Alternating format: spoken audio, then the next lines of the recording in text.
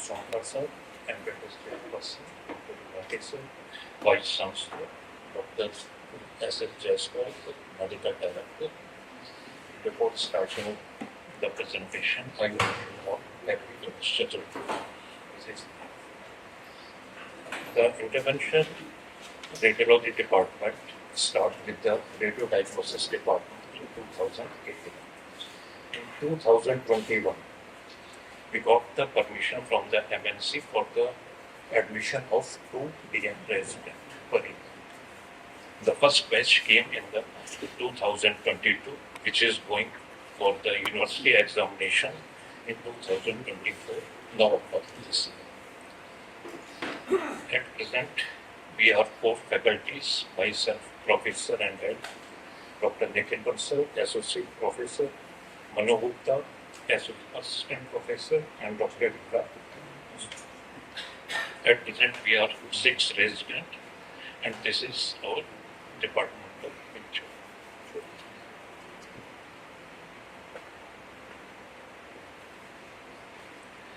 Regarding the departmental statistics, since last 3 years, we are continuously increasing the patient both in the outdoor and the indoors. Roughly, we are doing 17 to 18 patients in the OPD and 2 patients in the cath lab per day. I hope it will increase further in the near future. Regarding the infrastructure, we have one procedure room in the basement of the old building with the OPD and the minor procedures. And second is the cath lab. Recently, few days before, we got the 10-bed ward in the old building on the 3rd floor. These are the different presentation by the faculty member in the different conference. This is first conference we done in the 2021 in the institute itself. These are the different presentation in the India and abroad. Coming to the service provided by the department. First is gastroenterology and the hepatological interventions. We are doing emergency bleed embolization, post-operative embolization for highly vascular tumor, ruptured liver tumor, chemoembolization of SCC, portal vein embolization, transfusion liver biopsy, PTBD with and without stenting, tips for the varicose vein recurrent ascites, variation occlusion in the bleed and recurrent encephalopathy, intervention in Buchiari syndrome, including hepatic vein reembolization, thrombosis, angioplasty, stenting of the mesenteric ischemia, pancreatic correction. In the oncology intervention, we are doing biopsy, FNAC from the tumor, LCC treatment with RFA, MWA, TACE, TAR, and ablation of other body tumors. Palliative intervention like the ablation of the bone metastasis, nerve block, chemopotentization, embolization of the post-operative or the tumor.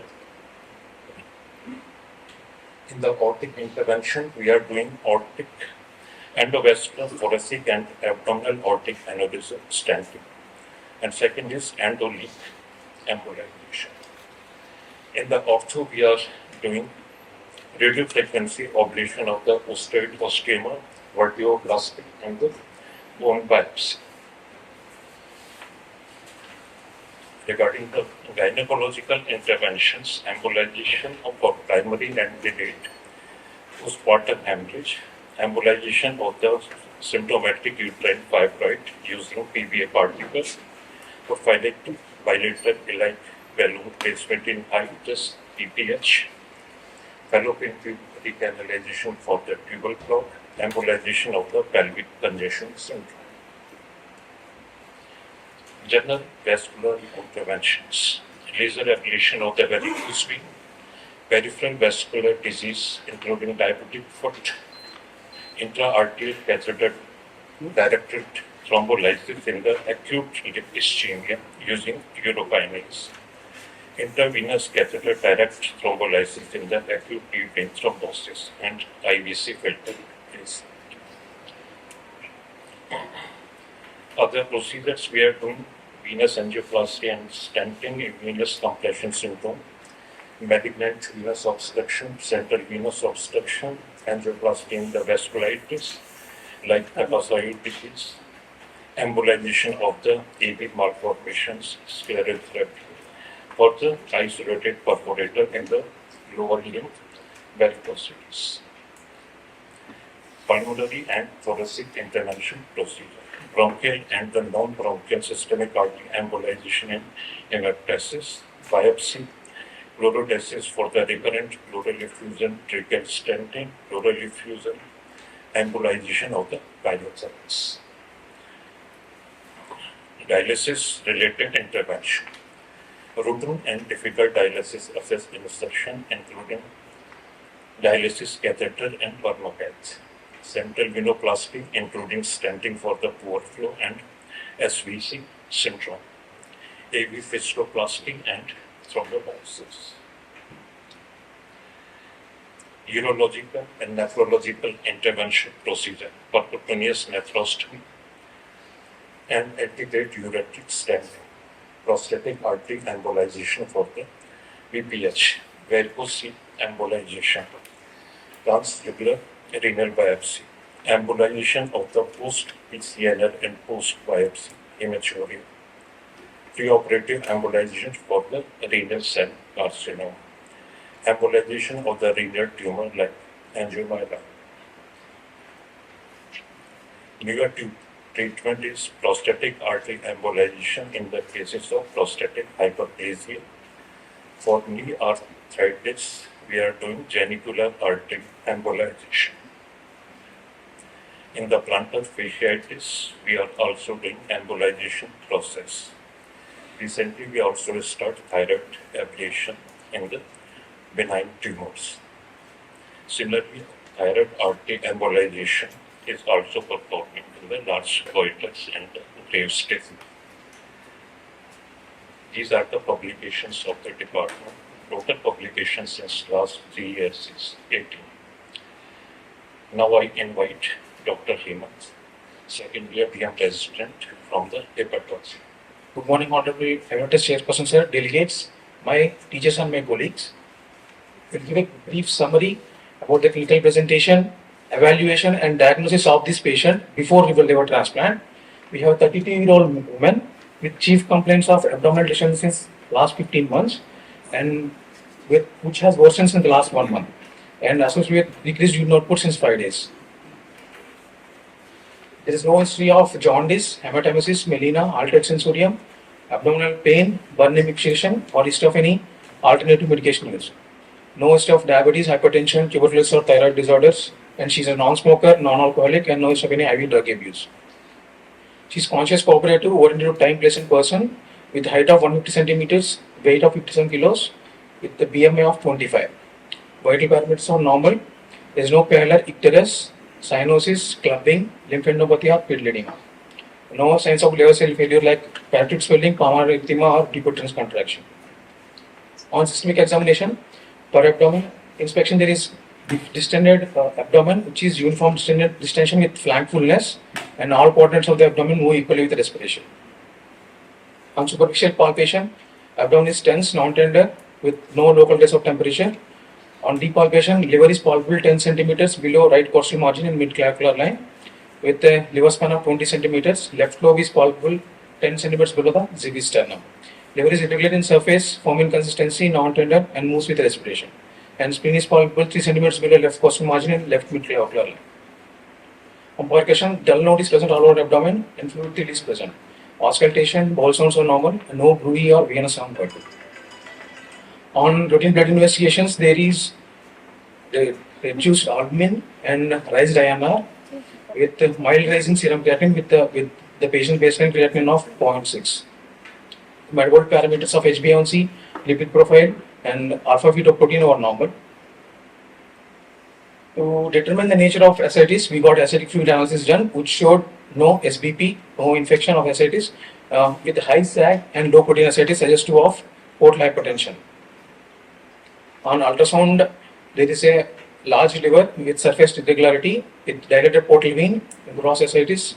Upper G endoscopy showed grade 2 esophageal varices. Fibroscan showed increased liver stiffness, that is 75 kilopascals. All investigations suggestive of chronic liver disease, that is liver cirrhosis with portal hypertension. On etiological workup, viral markers hepatitis B and C are negative. Autoimmune markers ANA, SMA, and serum IgG are negative. And metabolic, as patient does not have any metabolic dysfunction. To rule out vascular causes, we got a triple phase CT abdomen done, and I would like to invite Dr. Neha to discuss about the CT. Thank you, Dr. Hemant. Good morning, everyone. Myself, Dr. Neha Gulia, PG second year resident, Department of Radiodiagnostics. I will discuss the CT findings of this patient. These are the triple phase CT abdomen axial sections showing arterial phase, portal phase, and venous phase. Here we can see enlarged liver with surface nodularity. And liver shows heterogeneous attenuation with multiple variable size lesions in both lobes of the liver, which shows faint enhancement in arterial phase and more enhancement in portal and venous phase, which represents these are the regenerative nodules of cirrhosis. Also, we can see there is marked coded lobe hypertrophy, and liver shows flip lobe enhancement, means central hypodensity when there is peripherally enhanced and vice versa. Also, we can see there is borderline splenomegaly and gross ascites. The first image is the venous phase axial section. Here the hepatic veins are not visualized. And on the reconstructed image of coronal section, we can see the intrahepatic IVC is attenuated in caliber. Here the first image is a reconstructed coronal section of chest and abdominal wall showing extensive collateral networks.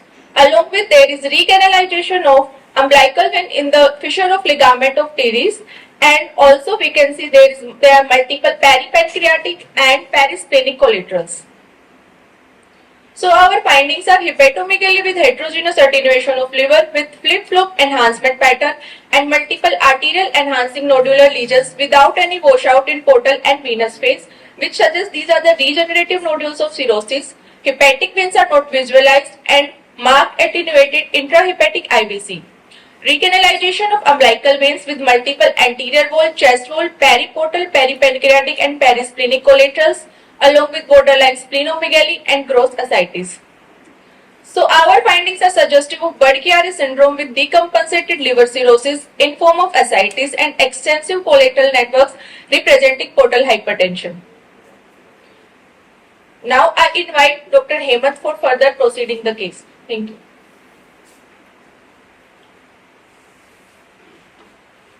Thank you, Dr. Neha. So we came to the diagnosis of decompensated liver cirrhosis, Budd-Chiari syndrome, decompensated with grade 3 ascites with portal hypertension and grade 2 esophageal varices, complicated with acute kidney injury, Apollonian syndrome, which is recovered with the child P score of 10, C male score of 22. A few words about Budd-Chiari syndrome. It is defined as obstruction of hepatic venous outflow located anywhere between small hepatic venules up to the entrance of IVC into the heart, right atrium. Budd-Chiari syndrome of two types. Primary Budd-Chiari syndrome is blockage intrinsic to the vein, and secondary Budd-Chiari syndrome due to external compression of the vein. In our patient has primary Budd-Chiari syndrome as there is complete obliteration of hepatic veins. Some common causes of etiology, common causes of primary Budd-Chiari syndrome, there are acquired prothrombotic diseases like myeloproliferative neoplasms, antiphospholipid syndrome, inherited prothrombotic diseases, and use of oral contraceptives, pregnancy. And patient, we got investigations for the patient. The thrombophilia workup, all are negative. The most commonly the JAK2 mutation and the folic acid mutation, homocysteine levels are normal. So in our patient, we advised a liver transplant in view of diabetic resistant ascites, HRSAK, and poor quality of life with the child P score of 10C and male score of 22. I would like to invite, and we have taken heparopancreatic biliary surgery opinion. I would like to invite Dr. Akshat for discussion on liver transplant.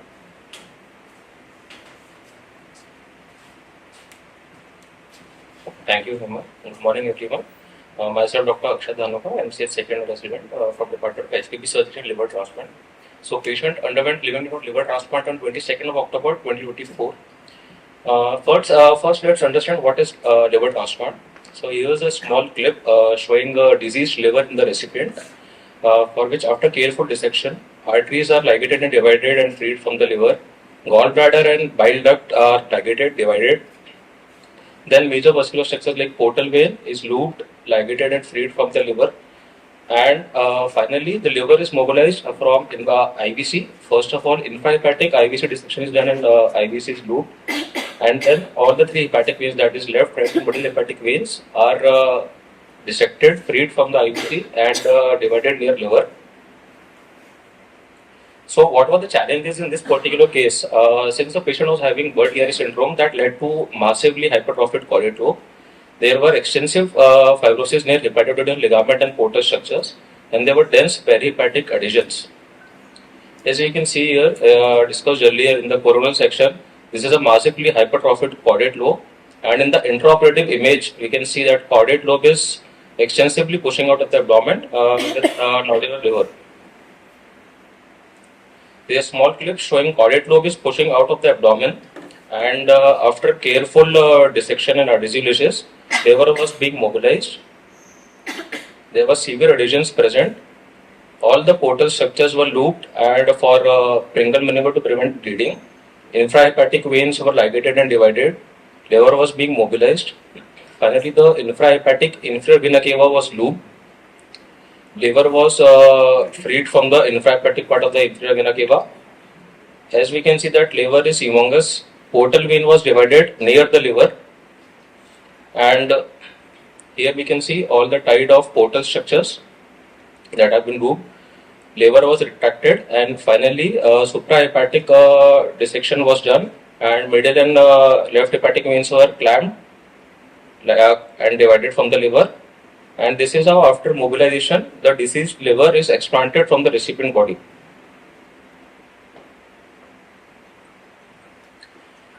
After the explant, liver was humongous, weighing approximately 2.26 kgs. Now, after the explantation, there is a prepared graft liver which needs to be implanted in the donor body. So, venous anastomosis is done from IVC. Portal vein is reconstructed. Arterial anastomosis in the bile duct is anastomosed to the recipient bile duct. Sometimes MHV is also reconstructed from IVC. This is how the graft liver after implantation looks. But sometimes there is a need for duct to enteric anastomosis also. In this clip, you can see this is a thrombosed portal vein with damaged endothelium, and the graft liver is being implanted in the recipient body. RHV is being anastomosed to the inferior vena cava. A reconstructed middle hepatic vein is also being anastomosed to the inferior vena cava. So there were few implant challenges as well, since the portal vein was thrombosed for a long time and there was a damaged endothelium. Also, there was extensive ductal fibrosis, which necessitated the need for bilioenteric anastomosis.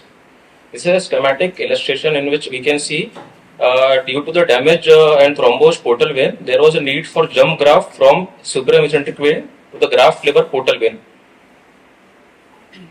But what are the various options that are available to reconstruct the portal vein? In this particular case, the required conduit length was around 15 centimeter.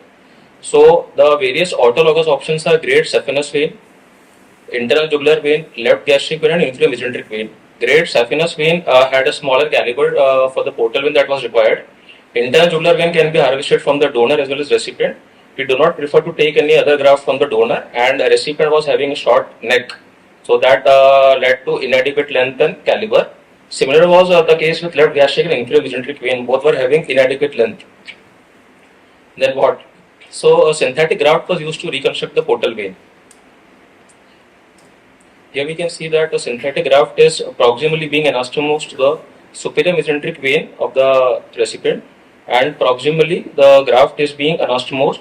Here we can see the graft liver portal vein, which is being anastomosed to the synthetic graft used. After nearing the anastomosis, the graft is being flushed. And after here we can see that reperfusion has been done, the clamp has been opened, and this is the finalized reconstructed portal vein. So this is one of the rare cases where synthetic graft was used for portal venous reconstruction, and after a thorough literature review, only 4 such cases were found that were published. In the post-operative course, as a protocol, routine Doppler was done for 5 days, which showed well-maintained intrahepatic portal flow. Patient was discharged uneventfully on post-operative day 18 on triple immunosuppression and anticoagulation, and patient was on regular follow-up with normal graft function till 4th month. This was a post-operative CT imaging done in the immediate post-operative course. Here we can see a reconstructed portal vein with patent graft lumen and no evident thrombus. In the regular follow-up, as it is shown, patient was having normal graft function, but in the 5th month of follow-up, patient presented with raised serum total and direct bilirubin, near 10-fold increase in liver transaminases, alkaline phosphatase, gamma GT. INR was getting to rise. So, as we knew that the portal vein was reconstructed using a synthetic graft, so we ordered a triple phase CT scan to look for any vasculature abnormalities, and I would like to call Dr. Neha to discuss on the CT findings.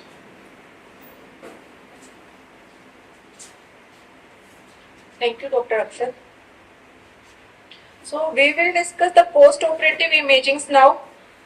Here the first image is a reconstructed CT scan just after the surgery, shows patent graft, and the second and the third images are later scan showing there is complete block of portal vein in axial as well as in sagittal section. Here in this axial section we can see there is complete block of portal vein, and caudal to this there is normal opacification of superior mesenteric vein. Also there is opacification of portal vein, and this is basically because of the mesenteric collaterals. So in this picture we can see there are multiple mesenteric collaterals. Here we can see there are multiple perisplenic, peripancreatic and mesenteric collaterals, and also splenomegaly. So the collaterals which had resolved after the surgery have now reappeared and consistent with occlusion of portal vein graft. Now I invite Dr. Sidharth to discuss the IR part. Thank you.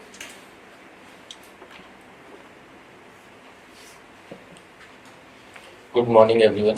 I am Dr. Sidharth Dahiya, DM Resident, second year from Department of Intervention Radiology. I will be discussing the intervention radiology management in this case. So before starting the intervention radiology management, I will summarize the case before you all. 32-year-old female patient who was suffering from Budd-Chiari syndrome with cirrhotic changes in the liver. She underwent liver transplant on 22nd October 2024. Patient was discharged with normal graft function. At the 5th month of the follow-up, she presented with jaundice and raised liver enzymes. A CECT triple phase was requested, which showed complete occlusion of the synthetic portal vein graft. An emergency call was sent to the intervention radiology department for the endovascular management. Now, anticoagulation is offered to all the patients in whom synthetic portal vein graft is used, and in our case also, patient was on anticoagulation. But despite being on the anticoagulation, if the graft gets thrombosed within the 30 days of the liver transplant, then surgical management is the first option, but beyond the 30 days, endovascular management is the preferred option. In endovascular management, we have catheter-directed thrombolysis, mechanical thrombectomy, balloon dilatation, and stenting. In catheter-directed thrombolysis, a perfusion catheter is introduced in the blood vessel using Seldinger technique through percutaneous route. It achieves targeted delivery of the thrombolytic agent directly within the thrombus. It maximizes its efficacy and minimizes the systemic side effects. Most commonly used thrombolytic agents are alteplase, streptokinase, and urokinase. Mechanical thrombectomy. It is a minimally invasive procedure that uses aspiration catheter to remove a blood clot from artery or vein under fluoroscopic guidance. In the view of high INR, mechanical thrombectomy was done in this case because catheter-directed thrombolysis itself possesses the risk of systemic bleeding. Whereas mechanical thrombectomy, it allows immediate restoration of the blood flow with high recanalization rates and lower risk of systemic bleeding. First, we secure the access. Percutaneous transhepatic puncture of the portal vein is taken under ultrasound and fluoroscopic guidance using Seldinger technique. After securing the access, a venogram is taken to confirm the location of the clot. After confirming the location of clot, we navigate guide wire and catheter combination through the blood vessel to the site of the thrombus. After navigating to the site of the thrombus, clot retrieval is done. It is done using specially designed aspiration catheter and directly removing the clot from the blood vessel. Sometimes we also use a wire to macerate the clot or divide it into the small pieces so that they can be aspirated easily. We can see in the video that we are macerating the clots and dividing it into the small fragments. Now in our case, under ultrasound Doppler guidance, puncture of the peripheral portal venous radical was done and guide wire was negotiated in the portal vein and access was secured using 6 French sheath. Image on the right is a fluoroscopic image of the percutaneous portal vein access.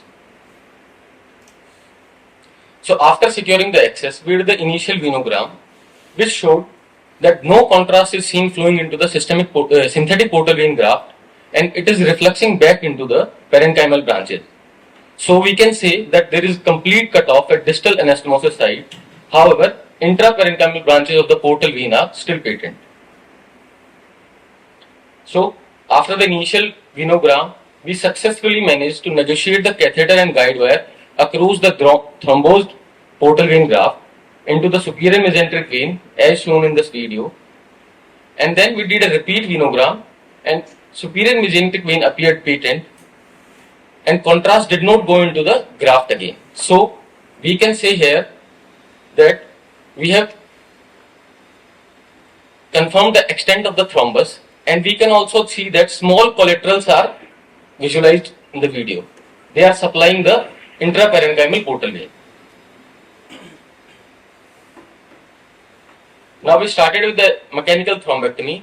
In the video you can see that tip of the catheter is introduced within the thrombus and suction device is switched on. The catheter is moved in to and fro motion and thrombus is being aspirated. The video on the right, this is the real fluoroscopic video of our case. You can see that the aspiration catheter is taken through percutaneous route into the synthetic portal vein graft and we can see the movement of the catheter. We are moving the catheter to and fro motion and aspirating the thrombus within the synthetic portal vein graft. So during the process, we did a check venogram which showed residual thrombus within the synthetic graft and some narrowing was also seen at both the anastomotic sites. So we continued with the aspiration till completion and a serial balloon dilatation was done using 6 mm and 8 mm balloons. These are the images of the balloon which we used within the procedure. Now in the final venogram, we can say that we have achieved the complete recanalization of the synthetic portal vein graft. And we can also say that those collaterals which were visualized in the previous venograms, now these collaterals are not visualized in the final venogram. All the thrombus within the synthetic portal vein graft was aspirated.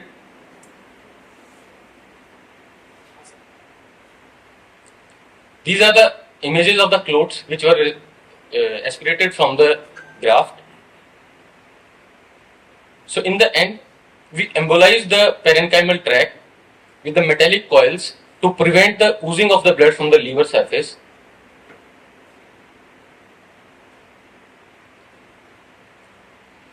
This is a setup of our cath lab and basically this is how we do our procedures in the cath lab. And I must tell you all that 90% of the procedure we do in the local anesthesia only, and this case was also done within the local anesthesia only. After the procedure, patient was shifted to the hepatobiliary ward. Heparin infusion was started at 1000 international units per hour and subsequently after 2 days, heparin infusion was stopped and patient was shifted on the Clexane 60 mg BD. Patient was discharged with vitamin K antagonist, acicumberol, 2 mg and 3 mg on the alternate day. These are the follow-up investigations after the procedure. we can see that from procedure day 2 till the date of the discharge, there is a gradual decrease within the serum bilirubin and the liver enzymes. These are the patient is on regular follow-up, and these are the investigations at the 6th, 7th month, 8th month, and 9th month follow-ups, and patient is having completely normal serum bilirubin and liver enzymes.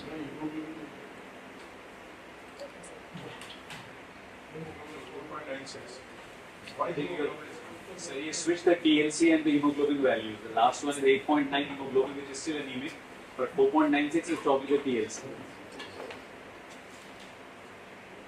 Now I invite Dr. Hira Ram, Assistant Professor, Department of Interventional Radiology, for the brief review of literature and vote of thanks. A very good morning to all of you. So I will briefly discuss first about the review of the literature. So after a thorough search of article, I came across one original paper and one case report. So first I'll discuss about the original paper, in which 900 patients underwent liver transplant and only 3 patients received synthetic portal vein graft. Out of 3, 1 patient did not receive any anticoagulation. At the 14-month post-liver transplant, the conduit found to be thrombosed with multiple collaterals. However, the liver function tests were normal, so it signifies that the collateral were adequately supplying the liver. The remaining 2 patients in the series received warfarin with a dose of 3.5 mg per day. The latest imaging studies in both the recipients revealed a patent conduit with satisfactory portal flow and normal post-operative liver function. And this is a single case reported, and in this also the patient got portal vein graft, synthetic graft, and was on warfarin, and the graft was patent. So why did we choose this case? We choose this case because it highlights the extreme rarity of successful recanalization of synthetic portal vein graft following liver transplant. As already mentioned, only 4 cases has been reported in the literature, and our is the 5th one case throughout the world. It is the first case which is managed by mechanical thrombectomy. Successful IR procedure avoided repeated surgical intervention in patients with complex anatomy. It highlights the technical expertise required for this procedure. I will only discuss about the IR challenges. Accessing the synthetic portal vein graft, this has to be done through the percutaneous puncture of the liver to enter a distal portal vein radical and the negotiate through the graft, which is thrombosed. Performing thrombectomy by clot aspiration to restore patency of the graft. Performing cautious balloon dilatation of the graft so that the anastomotic side are not disturbed. Maintaining post-procedure high-level anticoagulation to prevent rethrombosis of the graft. This case also highlights the level of technical skills and expertise of the liver transplant team that overcame enormous surgical challenges to perform a successful liver transplant, already discussed by Dr. Akshat. Multidisciplinary coordination available at our center between IR, liver transplant, surgery, organ transplant, anesthesia, hepatology, critical care, and other departments. Finally, the take-home message is that interventional radiology's roles has evolved from salvage to primary solution. IR options should be considered first even in complex, challenging situations. This case is a proof of concept for high-stakes scenarios. True success is forged through dynamic multidisciplinary partnership, and I must say we are very fortunate to work in a center with advanced infrastructure and close multidisciplinary coordination. This is the picture taken on this last Saturday, and she is the recipient and she is the donor. Her sister, both are healthy and living healthy life. On behalf of the Department of Interventional Radiology, I would like to take this opportunity to thank and express my deep regards to all the collaborating departments for their kind cooperation. A special mention and thanks to MGUMST Management and CCR Reviewing Committee, Department of Hepatology, Department of SPP Surgery and Liver Transplant, Department of Radiodiagnosis, Nursing Officer and Staff, Patient and Family. Thank you so much. Thank you all.